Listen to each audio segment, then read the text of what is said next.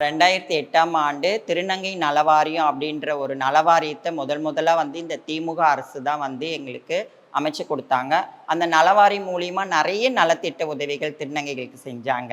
So விடியல் விடியல் அப்படின்னும்போது பார்த்தீங்கன்னா, எங்கள் வாழ்க்கையில வந்து எங்களுக்கு விடியலை ஏற்படுத்தி கொடுத்தது இந்த திமுக அரசு தான்.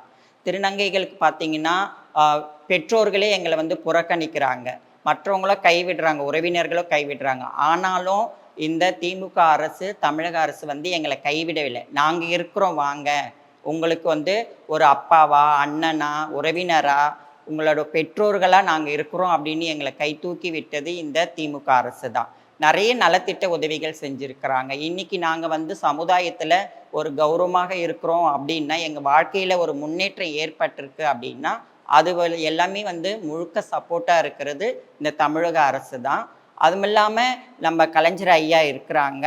அவங்க வந்து எங்களுக்கு முதல்ல பார்த்தீங்கன்னா, எங்கள அரவாணிகள், வேற வேற பேர் சொல்லிலாம் எங்கள பேசியிருக்கிறாங்க. ஆனா, அப்படிப்பட்டவர்கள் இவர்கள் அல்ல அப்படின்றத உறுதிப்படுத்துற வகையில பார்த்தீங்கன்னா, கலைஞர் ஐயா தான் வந்து எங்களுக்கு முதல்ல திருநங்கைகள் அப்படின்ற பெயரே வச்சாங்க. திருநங்கைன்னு நாங்க வெளிய சொல்லும்போது எங்களுக்கு எவ்வளோ சந்தோஷமாவும், கௌரவமாவும் இருக்குது. திருநங்கைன்னு வச்சார். நங்கைன்றது பெண்மை.